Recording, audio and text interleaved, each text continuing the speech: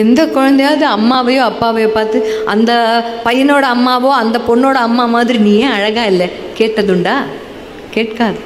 குழந்தைக்கு மிகப்பெரிய ஞானம் உண்டு. தன் அம்மா அப்பாவை குறை நிறையோடு அப்படியே ஏற்றுக்கொள்ளும் ஞானம் ஒரு குழந்தைக்கும் உண்டு. அந்த ஞானம் நமக்கு கிடையாது. கடவுள் கொடுத்த ஒரு வரம், நமக்கு கிஃப்டா வந்தது அது. மன வளர்ச்சி குன்றிய குழந்தைகளுக்கான காப்பகம் இருந்தால் ஒரு அரை நாள் போய் இருந்துட்டு வாங்க. போயிட்டு வாங்க, உங்கள் குழந்தைகளோடு போயிட்டு வாங்க. வாழ்க்கையின் ஆகப்பெரிய சவால்கள் அங்கதான் இருக்கு. மனிதர்கள் என்ன நினைக்கிறாங்கன்னா, நான் என் குழந்தைய கரெக்டா வளர்க்குறேன், நீங்க உங்க குழந்தைய செல்லம் கொடுக்குறீங்க, இப்படிதான் பெருவாரியான மனிதர்கள் நினைக்கிறாங்க. ஸோ இதுக்கு ஒரு அளவுகோல் இருந்தாலும் உனக்கு பளிச்சுன்னு புரியும். பாருங்களா, குழந்தைக்கு அதனுடைய வேலையை முழுசா சொல்லி கொடுத்துட்டு அதை எப்போவாவது நம்ம போய் சப்போர்ட் பண்ணா அதுக்கு பேர் பாசம்.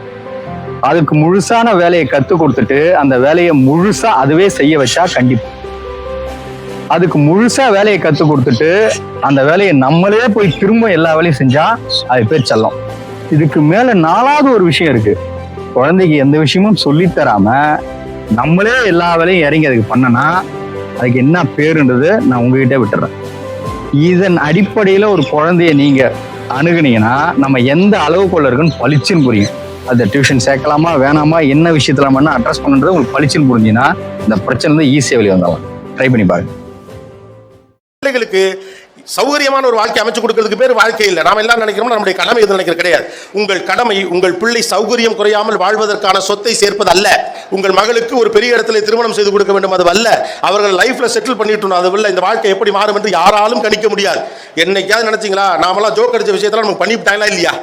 வீட்டை அடைச்சிட்டு வீட்டுக்குள்ள மூடிக்கிட்டே இருக்கடான்னு உலகம் முழுக்க சொல்லிட்டானுங்க.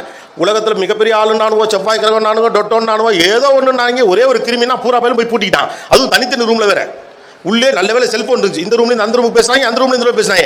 எவனாவது கிளப்பி விட்டு செல்போன் வழியாக பேசினால் கொரோனா பரவும்னு சொல்லி முடிச்சிருக்கும். அதையும் செஞ்சு விட்டுருக்கலாம், விட்டுட்டாங்க. அப்ப மனிதர்கள் பலசாலி இல்லை என்பதை சில நேரங்களில் இயற்கை நமக்கு அறிவுறுத்தி விட்டு போகிறது.